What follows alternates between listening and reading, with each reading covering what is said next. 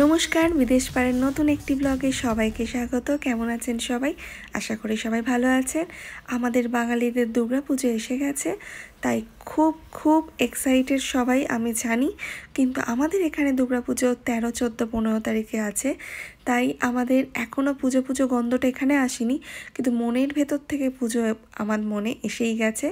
সবাইকে এই শুভ শারদীয়া প্রীতি শুভেচ্ছা ও অভিনন্দন। সবাই ভালো থাকুন, সুস্থ থাকুন, সাবধানে ঠাকুর দেখবেন, আর সবাই খুব খুশি আনন্দে ভালো থাকুন। এখানে সকালবেলা আমাদের এখানে ওয়েদারটা ভীষণ খারাপ, তো আশা করছি খুব তাড়াতাড়ি ওয়েদার ভালো হয়ে যাবে। আর আমার এখন সকাল, সুদীপ্ত আর সারা বেরিয়ে পড়েছে। সুদীপ্ত অফিস গেছে, সারা স্কুল চলে গেছে, আর আমি এখানে এবার আমার কাজ নিয়ে বসছি।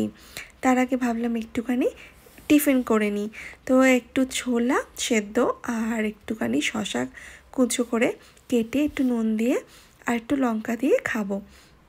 খেয়ে দিয়েই বসে পড়লাম আমি আমার ডিজিটাল ড্রয়িং নিয়ে। আমি বিভিন্ন রকমের ড্রয়িং ইনস্টাগ্রাম এবং ইউটিউব এবং আমার নতুন বই বানাতে চলেছি, সেখানের জন্য বিভিন্ন রকম ড্রয়িং আমি আঁকি। অবশ্যই আমার ইনস্টাগ্রাম চ্যানেলটা ফলো করবেন, আমি এখানে নিচে লিঙ্ক দিয়ে দেবো, এবং ইউটিউব চ্যানেলও। আর এইটা আমি আজকে বানিয়েছি, আর দুপুরের লাঞ্চও বানিয়ে ফেললাম তার সাথে। আমি এখন খুব হালকা খাচ্ছি, তাই স্যালাড, ভাত আর ব্রোকলি সেদ্ধ আর একটু চিকেন স্টু এই সবই খাচ্ছি, আর ছোলা সেদ্ধ সকালে বানিয়েছিলাম।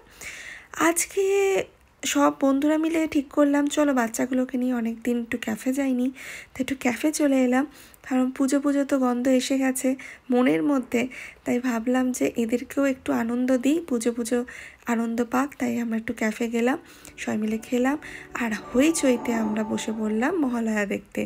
তার সাথে রাতের ডিনারটা তো করতেই হবে, তাই একটুখানি সবার পছন্দ মতন চিকেন পাস্তা বানিয়ে ফেললাম, এটাই ডিনার করলাম। তো আজকে আমার এই ছোট্ট ব্লগটা কেমন লাগলো অবশ্যই জানাবেন। আজকের জন্য এখানেই টাটা, বাই বাই, সুস্থ থাকবেন, ভালো থাকবেন, বাই বাই।